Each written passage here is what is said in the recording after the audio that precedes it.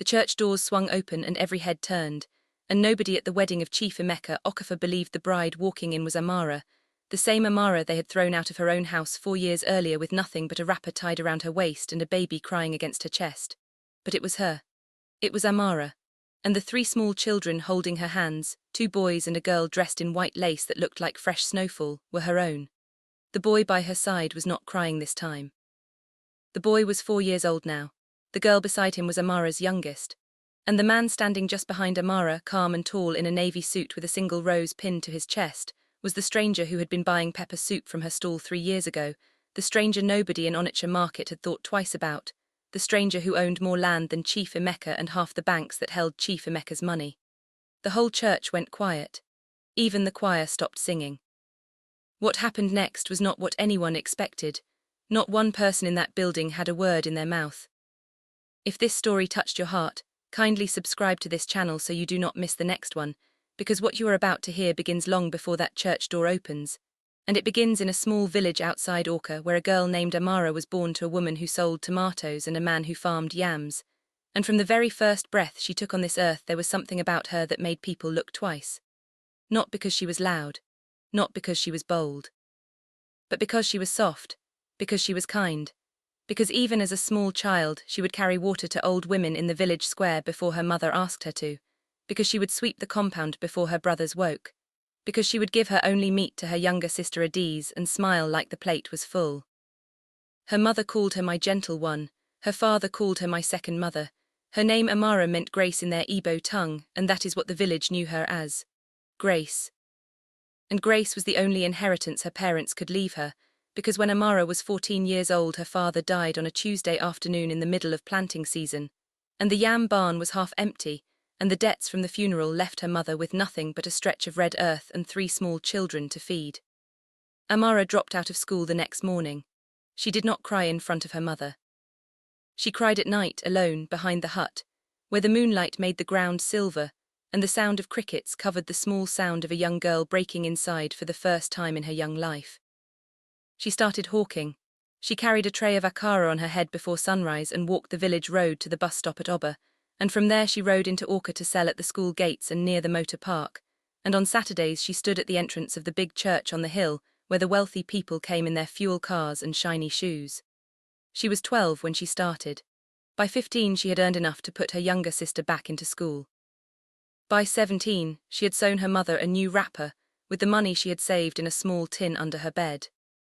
By 19 she had become the most known food vendor in 3 villages, and her pepper soup had a name and a regular customer base, and her friend Ngozi, who had been her friend since they were 7 years old, and used to share 1 mango between them in the dry season, came to her stall every Sunday after church and they ate together, and talked about the future the way young women talk, when they do not yet know that the future is going to break them. And then Chief Emeka Okafor came into her life. He came the way wealthy men come into the lives of village girls, slowly and with charm, with a black car and a driver, with perfume that smelled like the inside of a hotel, with promises that fell out of his mouth, the way money falls out of a wallet that never runs dry. He had 3 wives already and 6 children and a reputation in 3 towns. He told Amara she was the most beautiful woman he had ever seen. He told her he wanted only her. He told her he would build her a house. He told her he would give her a shop. He told her she would never have to hawk akara again. Amara did not believe him at first. She had been raised by a mother who warned her about men with cars and men with gifts and men who spoke sweet words under the cashew tree at night. But Chief Emeka was patient. He came back. He came back the next week. He came back the week after that. He sent his driver with small parcels of rice and oil and wrappers for her mother. He paid her sister's school fees one morning without asking, and the village began to talk, and the village talk was what broke Amara's last wall. Because village talk is a kind of pressure that only a young woman understands.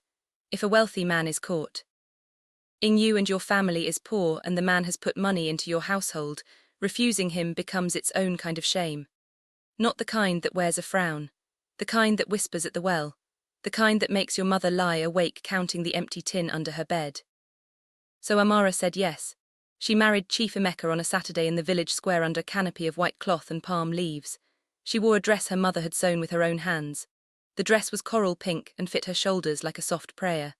Her sister Adiz stood beside her as her only bridesmaid. Ngozi wept through the entire ceremony because she was happy and because she was afraid for Amara, and she did not yet know which of those two feelings was the truer one. The first year was good. Chief Emeka built Amara a small house next to his big house with a tin roof and a piece of land behind where she planted ugu and scent leaf and a few stalks of plantain. He gave her money every Monday in a brown envelope. He visited her 3 nights a week. He did not raise his voice to her. He did not strike her. He called her my wife in front of his friends. He called her Amara when they were alone. And after 13 quiet months of that life, when Amara's stomach began to show the soft small round of a child growing inside her, the whole village celebrated, because the first son of Chief Emeka by his 4th wife was a blessing and a sign, and a continuation of a name that had carried weight in that part of Iboland for 3 generations. Stay with me here because what happened next was the beginning of the end, and you need to hear it without me rushing. Chief Emeka's first wife, Mama Chidra, came to Amara's house one hot afternoon in March while Chief Emeka was in Port Harcourt on business.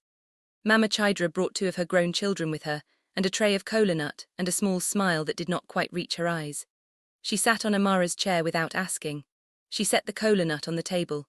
She waited until Amara finished pouring the water before she said the first cruel word. She said Amara should know her place. She said a village girl with 1 wrapper and no father cannot carry a child for a chief like Emeka Okafor. She said if Amara's baby came out a boy the village would celebrate. But if the baby was a girl, well, then the small house next to the big house would soon be empty, because Chief Emeka had no use for girls and no use for women who only gave him girls. She said she was not warning Amara, she was informing her.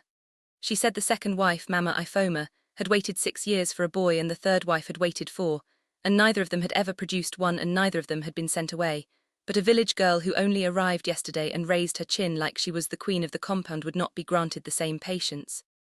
She said Amara should pray for a boy. She said Amara should pray for a strong boy. She said Amara should not drink any herbal mixture unless she first asked Mama Chidra, because Mama Chidra knew what herbs were safe and what herbs were not. And the village girls who thought they knew better than their elders had been known to lose more than the baby. Amara sat still through the entire sentence. She did not cry, she did not argue. She set the cup of water down. She said thank you, mother. She said she respected her place. She said she would pray. Mama Chidra stood and walked out with her kola nut tray untouched and her 2 grown children behind her, and the door closed, and Amara sat on the chair alone with 1 hand on her stomach and the other hand folded on her lap, and she did not cry until the sun went down. She prayed for a boy. She prayed every morning at the village stream. She prayed every night in her small house. She laid her hands on her stomach and asked God to give her son. The pregnancy continued. The village women visited with small gifts. Her mother sent her bundles of ugu from the farm.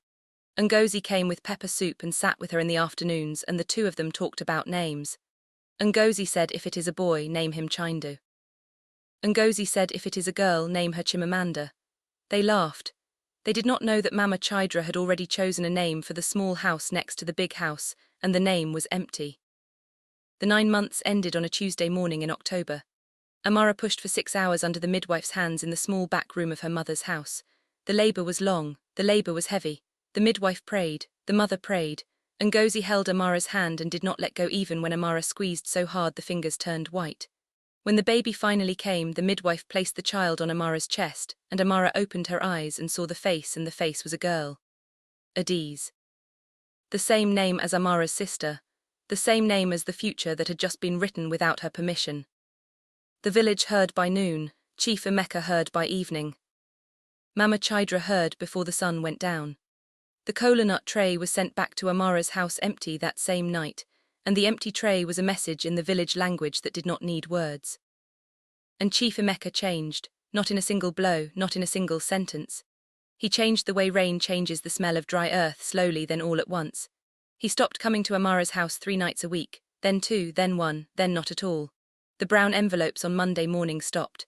The driver stopped bringing parcels. The driver stopped bringing greetings. The small house next to the big house became a small house next to a closed door, and the closed door was Amara's whole world. 3 months after Chimamanda was born, Amara wrapped the baby on her back and went to Chief Emeka's big house to ask him for milk money. The compound was full of people. Mama Chidra was sitting on the veranda with the other wives. The grown children were home from school. Chief Emeka was in the parlor drinking palm wine with 2 of his brothers. Amara stood at the threshold. She did not enter. She waited. One of the brothers saw her and laughed. He said the village girl had come to ask for money again, and the laughter went around the parlor like wind through open windows, and no one stopped it, and Chief Emeka did not stop it either. Chief Emeka looked at Amara from his chair and said nothing. He looked at her the way a man looks at a piece of furniture that has been moved into the wrong room, not with anger, not with shame, only with the silent impatience of a man who wants the furniture gone. Mama Chidra called out to Amara from the veranda.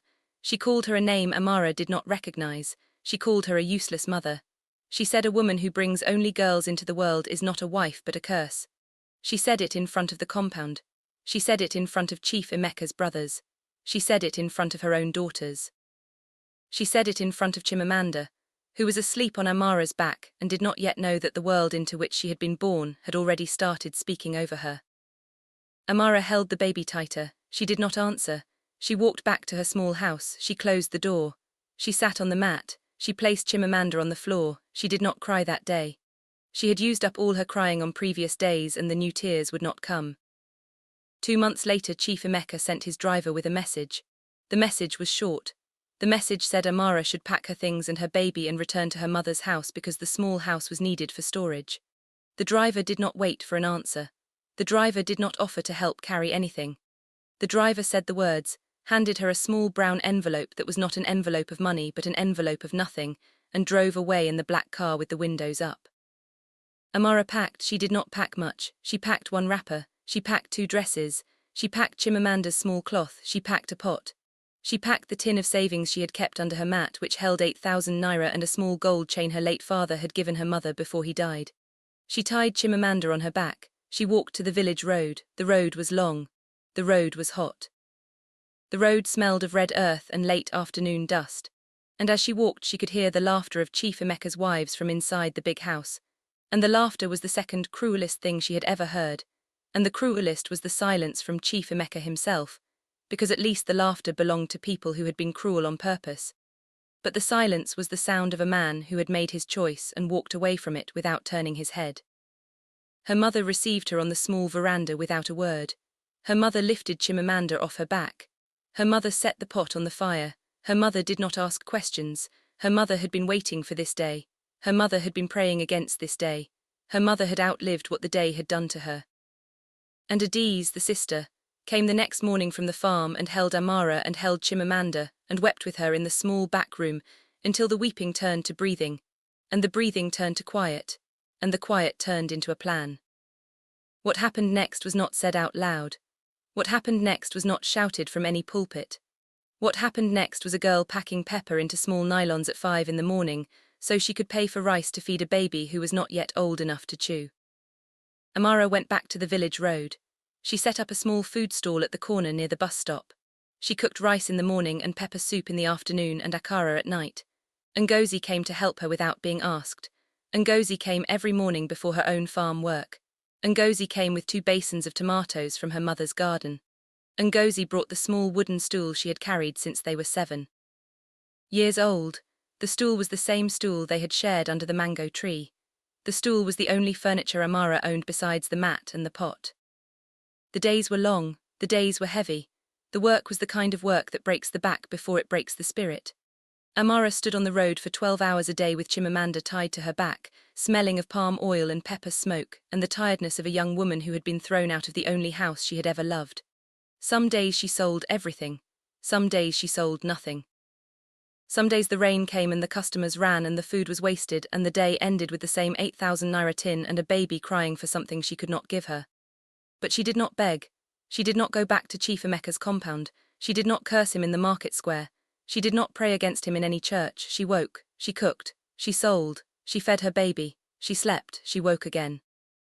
And Ngozi was there, the way Ngozi had always been there. Like a sister, the way her real sister Adiz was a sister. Like a friend, the way her mother was a friend. Like a steady hand on the back of a young woman who did not yet know that the worst of her life was already behind her. Then came the stranger. He came on a Wednesday in November. He came driving a small black car that did not look expensive, the kind of car that a man who owns a great deal of land often drives because he does not need a big car to feel big. He stopped at her stall. He asked for pepper soup. He did not ask the price first. He ate slowly. He watched the baby on her back. He watched the way Amara moved, the way she poured, the way she counted small change into a tin, the way she smiled at customers even when the customers walked away without buying. He came back the next day. He came back the day after. Each time he ordered pepper soup. Each time he sat on the small wooden stool and ate and watched and did not say a great deal. On the fourth day he told her his name. He said his name was Obana. He said he had a small farm on the outskirts of Nui. He said he did not talk much. He said he liked her pepper soup. He said nothing else. He came every day for a month. He never asked her why she was alone. He never asked about the baby. He never asked about Chief Emeka. He never asked why a young woman was standing on the corner of a village road with a small pot and a small stool and a small life. He just came, he ate, he watched. He paid double the price on Sundays and pretended not to. She had no idea that the man at the pepper soup stall was a chief's son. She had no idea that the small black car belonged to a man who owned 3 filling stations and 2 schools, and a stretch of land along the Onitsha Expressway. She had no idea that Obana had been sent to that corner of the village road by his mother, who had dreamed a dream and woken in the night, and told her son to drive to the south side of the village, and to look for a young woman selling pepper soup, and that the young woman would be standing under a mango tree with her back bent and her child on her back and her eyes low, and that the young woman was the one for whom the dream had been sent. Stay with me, what she did not know was going to change everything. Obana did not propose on the first month, he did not propose on the second, he did not give her gifts or send her parcels or do any of the things that Chief Emeka had done in the early days. What Obana did was simpler and rarer. He asked her questions, he asked her what her name was, he asked her what her mother's name was, he asked her how old her baby was, he asked her what she dreamed about when she slept. He listened to the answers, he remembered the answers. He came back the next day and asked her another question. By the third month he had come to know her in a way that no one in the village had bothered to know her in a long time.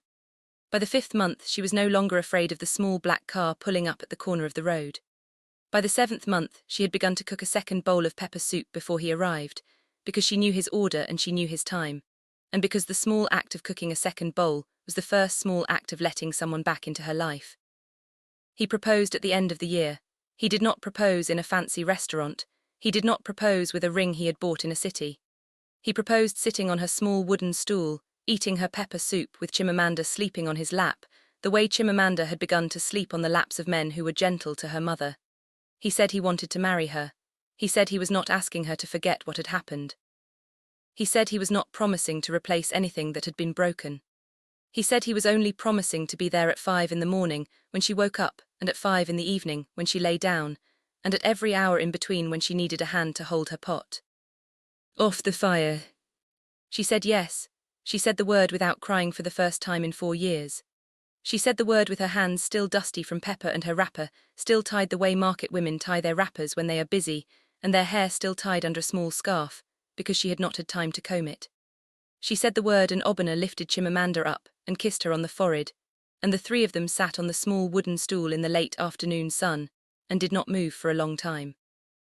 They married quietly in a small church in Nui with Ngozi as the only bridesmaid and Chimamanda as the flower girl, even though Chimamanda was 2 years old, and did not know she was the flower girl, and threw the flowers into the churchyard before the music had even started. Obana moved them into a small flat at first. Then he moved them into a real house. Then he told her slowly, piece by piece, what he owned, and what he owned was more than she had ever imagined, and what he owned had been quietly waiting for a woman who would not be afraid of it, but who would still cook pepper soup even with the money to stop. She was pregnant again within the year. This was the miracle. This was the part the village would whisper about for years, because Amara, the village girl who had been told she was a curse, the village girl who had been told her womb was barren of sons, the village girl who had been thrown out for bringing only girls into the world, was carrying 3 children at once. The doctors in Nui confirmed it on a Wednesday morning in May. Obana wept in the consultation room. Amara did not weep. Amara laughed. She laughed the loud laugh of a woman who has just been handed something so impossible that the only proper response is laughter. Ngozi screamed when Amara called her with the news. Ngozi screamed so loud that her own children ran inside the house to see if she had been bitten by a snake. The triplets came in September, 2 boys and a girl, strong, healthy, loud, Adiz, Chinwe, Chindu. The names Adiz after the sister, Chinwe because Obana's mother had insisted, Chindu because Ngozi had promised years ago on a Sunday afternoon that if it was a boy his name would be Chindu. Amara held the three of them in her arms in the small hospital room and did not sleep for 3 days. Obina did not leave the hospital for 3 days either. Their mothers came. Their fathers came, those who were still living. Ngozi came every morning with a fresh pot of pepper soup, because she said a new mother needed pepper soup the way a new plant needed rain. And by the time the triplets were 6 months old, and Amara had healed, and the family had settled back into the rhythm of feeding and sleeping and waking and feeding again, Chief Emeka Okafor sent his third wife, the young one named Mama Adora, to invite Amara to a wedding. The wedding was for Chief Emeka himself. Chief Emeka was marrying a fourth wife, a new young woman from a wealthy family in Port Harcourt. Chief Emeka was rich, and he was still the kind of man who needed a new bride every few years to feel young. The wedding was to hold at the big church in Onitsha. The wedding invitations were printed on shiny paper with a gold edge. The wedding was to be the biggest wedding the town had seen in 5 years. The wedding was to begin at 10 in the morning on a Saturday in October, the same Saturday that marked 4 years since Amara had been thrown out of the small house next to the big house. The invitation reached Amara through Mama Adora, who had heard of Amara's triplets through the village gossip, and who had come to Amara because Chief Emeka had actually asked for Amara to be invited, because Chief Emeka wanted his fourth wedding to feel generous, and inviting the woman he had thrown out would be a kind of mercy that would not cost him anything. Mama Adora set the invitation on Amara's table in the new house in Ennui. She did not know that the table she set it on was the table in the dining room of a house with 7 bedrooms and 4 bathrooms and a cook and a driver and a courtyard large enough to throw a wedding of its own. Amara read the invitation. Obina came and read it over her shoulder. They looked at each other for a long moment. Then Amara did something that she had never done before in her life. She smiled the slow smile of a woman who knows the ending of a story before the story has been told. She said they would attend. She said she would attend with the triplets. If this story touched your heart, kindly tap that subscribe button before you leave, because what you are about to read is the entrance, and the entrance is the part no one in that church was prepared for. The morning of the wedding, Amara woke at 4. She did not need 4 in the morning because she had a cook and a cook would have cooked for her if she had asked, but she woke at 4 because she was the kind of woman who wakes at 4. She bathed with hot water and black soap. She dressed Chimamanda in a dress the color of cream. She dressed Adiz, the second twin, in a dress the color of the sunrise. She dressed Chinwe in a dress the color of fresh leaves. She dressed Chindu in a small navy suit that looked just like his father's suit. She dressed herself in a gown that Obina's mother had sewn by hand over 3 months, a gown of soft gold lace with a small train, a gown that did not shout and did not beg and did not perform, a gown that simply stood on a woman's body, the way grace stands in a church. Obina drove them in the long black car that the family used for weddings and funerals and Sundays. The car was not a Rolls-Royce and it was not a Range Rover and it was not the kind of car that shouts wealth into the road. It was a Mercedes, long and dark and quiet, the kind of car a chief actually drives when he does not need to prove anything to anyone. The driver knew the road. The driver did not rush. The triplets slept through most of the ride. Chimamanda did not sleep. Chimamanda sat up in her white lace and watched the road and asked her mother every 10 minutes if they were almost there. They arrived at 9:45. The church compound was already full. There were canopies outside on the lawn and rows of cars and a brass band that had been hired from Port Harcourt and small children running between the canopies in church clothes that were too tight. The guests were inside. Chief Emeka was inside.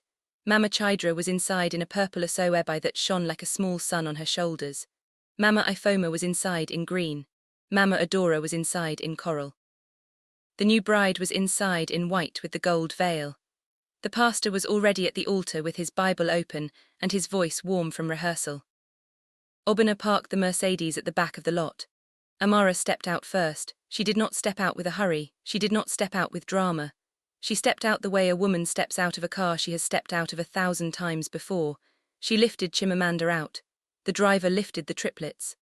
Obina lifted Adiz on his shoulder because Adiz was sleeping again, and Adiz did not like sleeping anywhere except on a shoulder. Amara straightened Chimamanda's lace. She straightened her own dress. She looked once at the church doors. She took one breath. She walked in. The walk from the back of the church to the front took 45 seconds. The walk was the longest walk the church had ever witnessed because in those 45 seconds every head in the building turned. First the choir stopped, then the organist stopped, then the pastor looked up from his Bible, then the bride lifted her veil. Then Chief Emeka looked up from his seat of honor.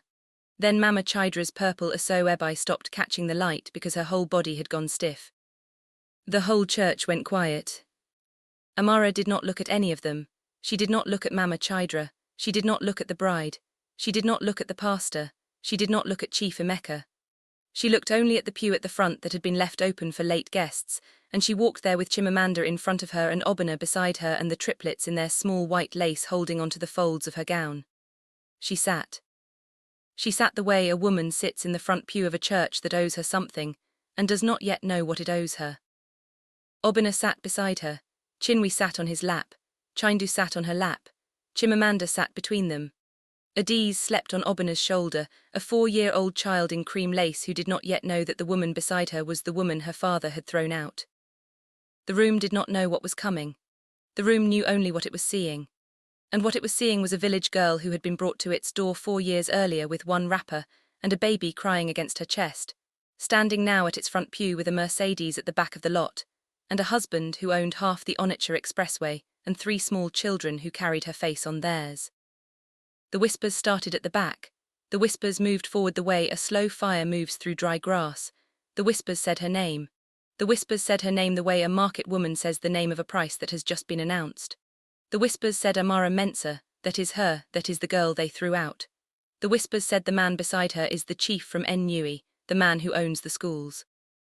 The whispers said the triplets, did you see the triplets? 2 boys and a girl, did you see the triplets? 2 boys and a girl, did you see, did anybody see? Mama Chidra heard the whispers. Mama Chidra's purple aso-ebi now looked like a small fire burning on a body that did not want to be burned. Mama Chidra stood where she stood. She did not sit. She did not kneel. She did not speak. She did not know what to do with her hands because she had used those hands to write the kola nut tray that had been sent back empty, and to close the door that Amara had been told to leave open, and to say the cruel words that had been said in front of the whole compound. And now those same hands were shaking at her sides, because the woman whose son she had mocked was standing at the front pew with 3 sons. Chief Emeka heard the whispers too. Chief Emeka did not move either. Chief Emeka looked at Amara the way a man looks at a mirror in a dark hallway who was not expecting to find himself in the dark. Chief Emeka had not seen Amara in 4 years. Chief Emeka had not sent a driver. Chief Emeka had not sent a parcel. Chief Emeka had not sent anything at all because he had thought he had closed the chapter and he had thought the chapter would not come back. The chapter had come back. The chapter was wearing a gown of soft gold lace and had 3 children at her side and a husband whose name Chief Emeka now recognized, because Obinna had once been a customer at his office and had bought a piece of land from him through a third party and had negotiated it with a calmness that Chief Emeka had not understood at the time. The bride heard the whispers last. The bride was young. The bride was from Port Harcourt. The bride did not know the Amara story and did not know the village and did not know the kola nut tray. The bride looked at her new husband. She looked at the woman at the front pew. She looked at the 3 children. Her face asked a question her lips did not ask. Her face asked who is that woman and her husband did not answer and her husband's silence was the answer. Stay with me here. What happened next was not what anyone had come to see. The pastor cleared his throat.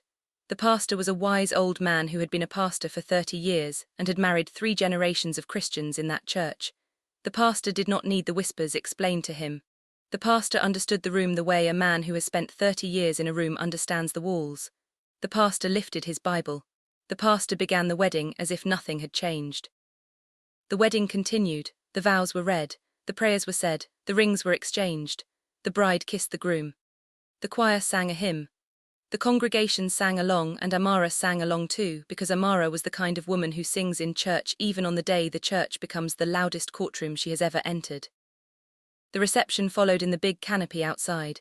The canopy was full of people and trays of jollof rice and pounded yam and egusi soup and pepper soup and kola nuts and small chops and the kind of cake that costs more than the bride's first outfit. Amara did not approach Chief Emeka. Obinna did not approach Chief Emeka. The triplets ate jollof rice from small plates and made a small mess and were wiped and fed again. Chimamanda danced with Adiz between the canopies. The whole reception moved around them like a slow river moving around a stone. Chief Emeka watched the stone. Mama Chidra watched the stone. The bride watched the stone. The guests watched the stone. Then Obinna did something no one expected. He stood up from the table. He did not stand up to make a scene. He stood up because he had been asked by the wedding committee to say a short prayer for the new bride before the cutting of the cake, because Obana was known in the town as a man who prayed well and a man who prayed short, and the committee had wanted his prayer. Obana prayed. He did not pray long. He prayed that God would bless the new home. He prayed that God would give the new couple peace. He prayed that God would teach the groom to be faithful. He prayed that God would teach the bride to be patient. He prayed that God would teach the family to honor the women who had come before the new bride. He prayed those last words in a voice that filled the canopy without raising itself, and the guests heard the words the way a man hears a needle when it falls in a quiet room. Mama Chidra closed her eyes. Chief Emeka set his fork down. The bride did not breathe. Then Amara stood up. Amara did not speak first. Amara lifted her glass. The glass had water in it. Amara did not drink wine, because Amara did not need wine to lift a glass. She lifted it toward Chief Emeka. She lifted it the way a woman lifts a glass at a wedding when the woman is the only person in the room who has earned the right to lift the glass at all. She said, "Peace, Chief." She said, "Peace, Chidra." She said, "Peace to the new bride." She said, "Peace to Mama Ifoma and peace to Mama Adora." She said she had come because the invitation had reached her and because her prayer said attend. She said she did not come for revenge. She said God had given her back what was taken 3 times over in the form of 3 small sons and a husband who did not need a second wife. She said she had come because the revenge would have eaten her up if she had not let it go. She said she had come because a prophetess in Ennui had told her onk. That the tree which has been struck by lightning does not strike back. The tree simply grows stronger on the side the lightning walked. She said she had forgiven Chief Emeka. She said she had forgiven Mama Chidra. She said she had forgiven the empty cola nut tray, and the closed door and the laughter in the parlor, and the wrapper she had been sent away with. She said she had forgiven the silence of the men who had watched and said nothing. She said she had forgiven 4 years of standing on the village road with a baby on her back and 8,000 naira in a tin. She said the forgiveness had not been easy. She said the forgiveness had been prayed for 1 morning at a time, the way pepper soup is stirred 1 stir at a time, the way ugu is planted 1 seed at a time.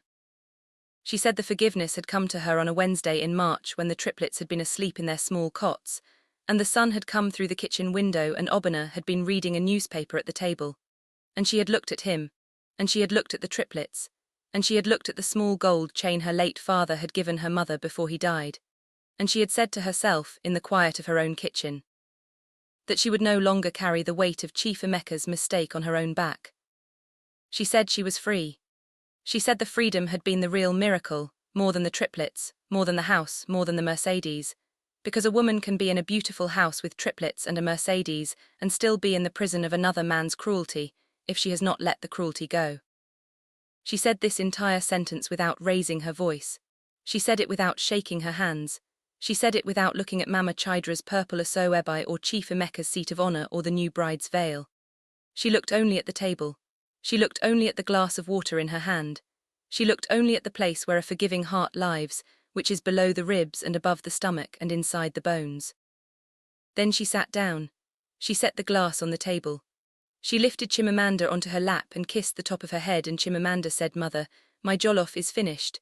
And Amara laughed, and the laugh was small, and the laugh was the kind of laugh that breaks the room open without warning. Obana laughed too. Obana had been waiting for the laugh. The triplets laughed because their parents were laughing, and they did not yet know what their mother had said. Ngozi, who had been sitting at the back of the canopy pretending she had been a guest from another family, stood up and walked to Amara's table and stood behind her and put her hand on Amara's shoulder, and did not say a single word because her single word would have been crying, and she did not want to cry in public. The room was quiet again, but the quiet was a different quiet. The quiet was the quiet of a room that has just been excused. The quiet was the quiet that comes after a long prayer. The quiet was a forgiveness settling. Stay with me. The moral of this story is not about the triplets.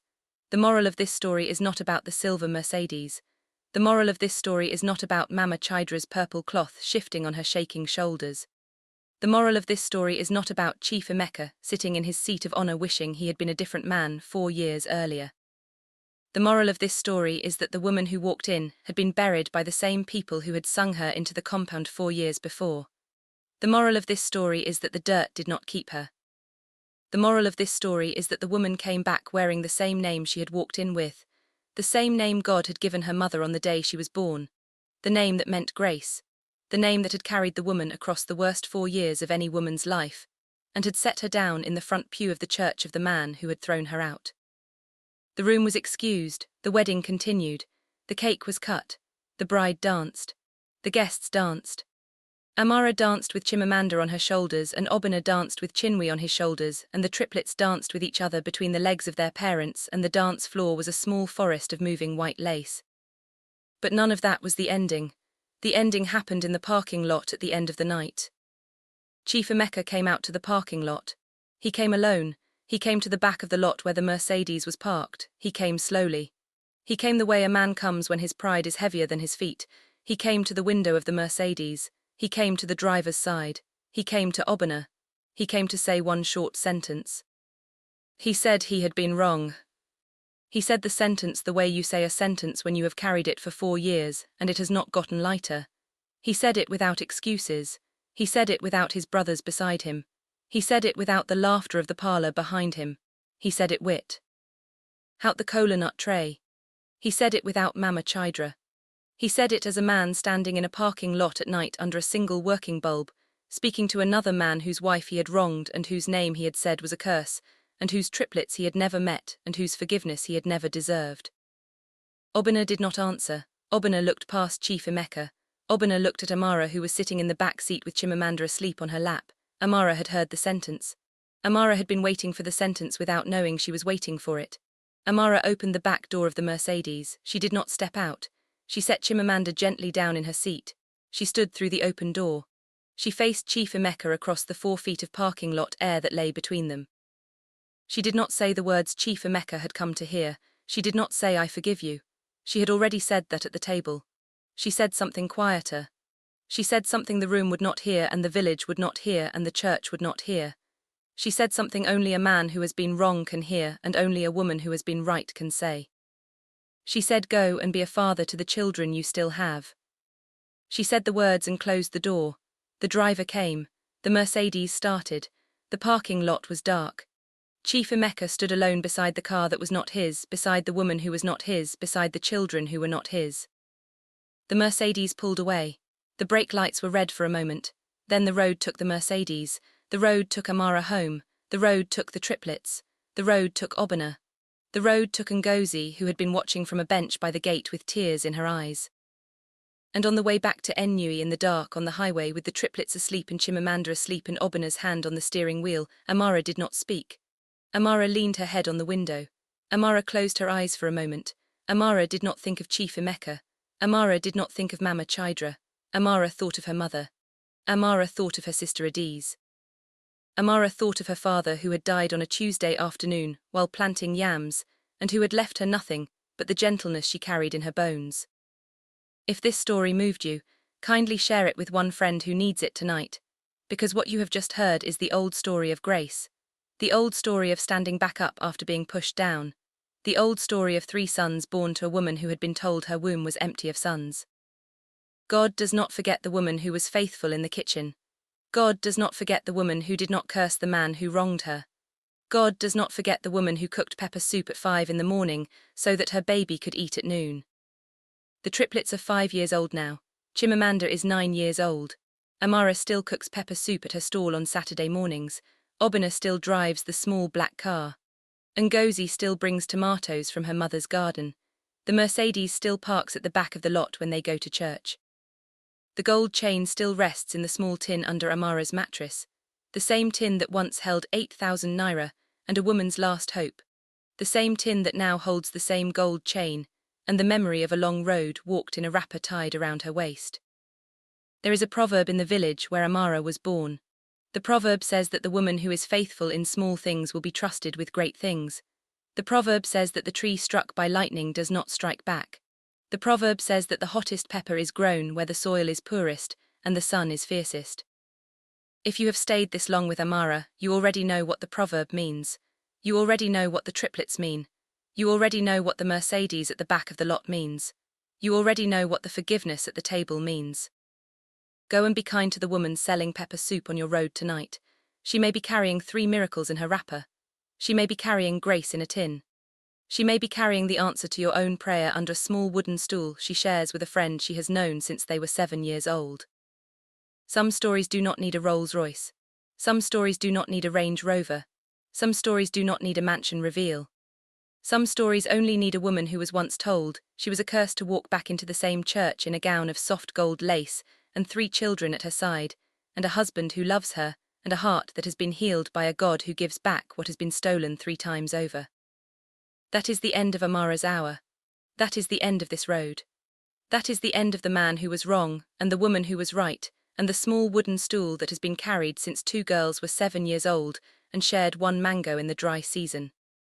Tomorrow Amara will wake at 4 again, tomorrow she will cook, tomorrow her mother will sweep the courtyard, tomorrow her sister will come with plantain from the farm, tomorrow Ngozi will come with tomatoes, tomorrow Obina will read the newspaper at the table with Chinwe on his knee.